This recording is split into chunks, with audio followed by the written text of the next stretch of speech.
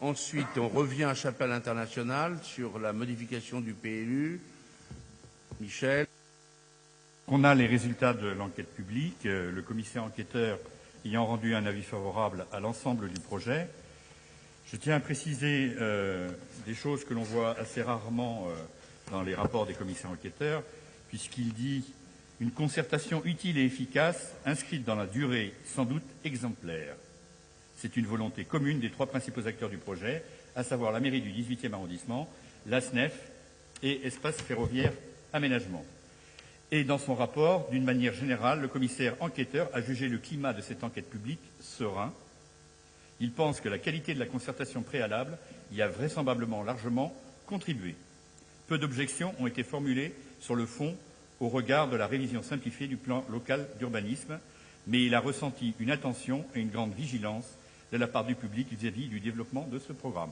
Et notamment, c'était les questions à la fois sur les SOO, c'est-à-dire ces pieds d'immeubles dans lesquels on pourra à la fois travailler et habiter, sur les hauteurs aussi, sur les bâtiments de 50 mètres, leur nombre, la façon dont le plan climat y sera mis en œuvre. Donc voilà, les questions ont été posées, les réponses ont été apportées, et c'est une enquête publique qui, je crois, a fait du bon travail. Alors, il faut que personne ne soit gêné, mais c'est quand même un bel hommage. Alors, Pascal Julien.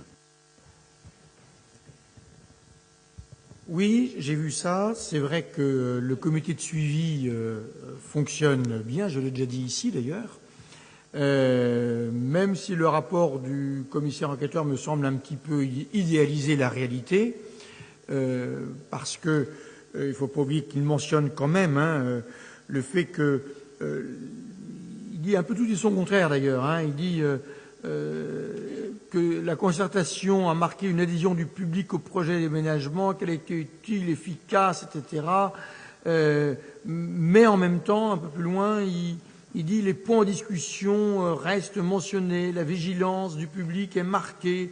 Un peu avant, on voit que le public il dit qu'il souhaite absolument participer au jury de concours désignant les équipes lauréates, qu'il y a effectivement une vigilance sur les hauteurs, sur le plan climat. Alors, il y a quand même beaucoup de choses finalement qui sont dites. Voilà. Donc il est certain que peu de gens sont allés se manifester pendant l'enquête publique, que la grande messe, j'ai envie de dire, de la concertation officielle s'est déroulée dans un climat pépère, j'ai envie de dire. Les choses se jouent effectivement en amont dans les comités de suivi.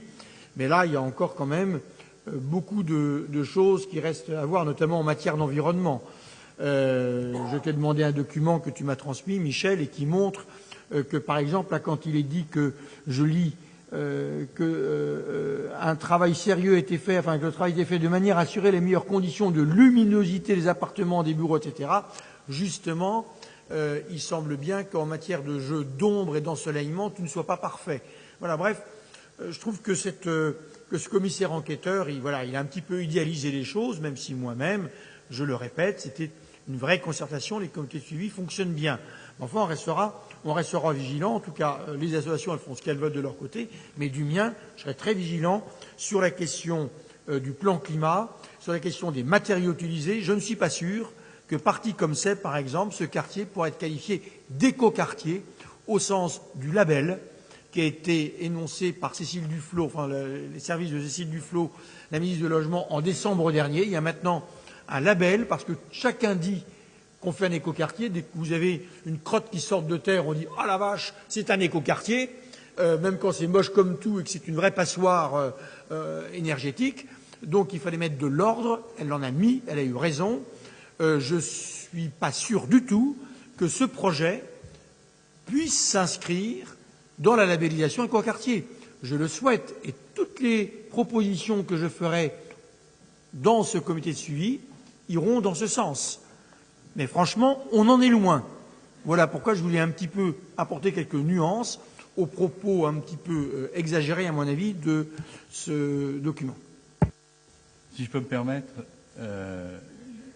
Pascal, il ne peut jamais goûter son plaisir. Il faut toujours qu'il y ait...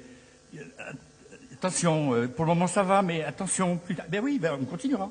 On continuera l'un et l'autre à être attentifs, parce qu'il y a attentif, et il n'y a pas que toi qui es attentif, il n'y a pas que les associations qui sont attentifs, il y a aussi les autres élus qui sont attentifs, et c'est ensemble qu'on arrivera à faire que ce projet aille jusqu'à ce que tu souhaites qu'il aille, c'est-à-dire avec l'étiquette, le label écoquartier.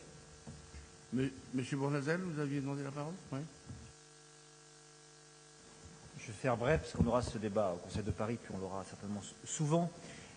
Vous dire que notre position de vote contre se fonde sur plusieurs points. D'abord, ce qu'a dit M. Julien est assez exact, même si je ne parlerai pas d'émergence, je ne sais plus quel mot vous avez utilisé, mais enfin, vous avez, entre guillemets, je vous cite, de crotte, je pense qu'on n'en est pas là quand même. Simplement de dire qu'effectivement, l'attention sur la viabilité écologique du projet, sur l'équilibre social en matière de logement et de pérennisation de l'activité économique sur ce projet. Et nous avons, et nous aurons ce débat, en dehors de ce conseil d'arrondissement, un autre projet pour ce quartier, un autre projet de requalification afin de permettre de booster ce quartier, de le tirer par le haut, d'amener de l'activité économique et notamment une cité de l'innovation, et nous en reparlerons. C'est la raison pour laquelle nous nous opposons à votre projet qui aujourd'hui n'est pas en mesure de répondre à nos attentes et aux attentes des habitants du 18e et de Paris, puisque c'est aussi un projet du Grand Paris, parce qu'à cet endroit-là, nous avons un projet qui doit être un projet métropolitain, qui doit s'ouvrir sur les projets du Grand Paris, et là-dessus, il y a un manque de vision et un manque de cohérence extrêmement important.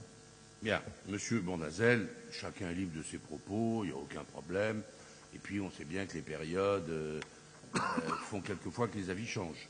En tout cas, il me semblait bien que jusque-là, sur le principe et sur le projet de Jamel Clouche, nous avions plutôt eu une forme d'unanimité vigilante, mais d'une unanimité. Je ne suis pas sûr que vous... Attendez, ne confondiez pas avec Paris Nord-Est, qui est plus dans la nébuleuse, c'est vrai, à ce stade, même si les choses commencent de se déterminer et d'avancer. On est sur Chapelle Internationale. Les premières réunions de concertation, Madame Decorte peut en témoigner, c'était d'ailleurs avec Anne Hidalgo qu'on avait commencé de défricher le sujet. Et le choix de Jamel Clouche, les parties d'aménagement ont fait l'objet de beaucoup de délibérations. Beaucoup de délibérations. Et par ailleurs, il faut rester toujours vigilant et exigeant, mais je veux quand même dire qu'on va passer à cet endroit d'une friche industrielle lamentable. Là, on est les héritiers du passé, et comme aurait dit l'autre, un peu du passif, et avec Chapelle Internationale qui est désertée depuis déjà de nombreuses années des activités qu'elle abritait. Il y a encore Tafanel, mais dont vous savez qu'il va réintégrer la rue d'Aubervilliers selon des modalités d'aménagement que nous avons d'ailleurs examinées déjà ici. Voilà, donc je suis un peu surpris que une crèche, une école maternelle, des logements, des seaux hauts, une halle fret pour éviter de distribuer dans Paris de manière polluante des objets qui vont arriver par le fer, par le train, une halle couverte avec ce qu'on a dit tout à l'heure, l'agriculture biologique, des espaces verts, des terrains de sport. Bon, mais comme dit, vous savez, il y a un sketch célèbre de Chevalier et Las Palais. C'est vous qui voyez. Voilà. Mais moi, je vois, a priori, et je suis content de pouvoir dire qu'on va avoir un maillage avec le boulevard Ney, qu'on va quand même avoir la petite ceinture traitée alors qu'elle n'a pas été, que ça fait l'objet d'occupations problématiques. Et j'avais d'ailleurs le président de RFF tout à l'heure pour lui resignaler l'occupation de la petite ceinture à la porte des Poissonniers. C'est pour ça que j'étais d'ailleurs quasiment en retard à notre conseil, parce que je l'avais au téléphone. Bon, Chapelle Internationale, franchement, pour les gens du quartier, ça va être un plus. Alors après, il y a les problèmes de... Il faut regarder.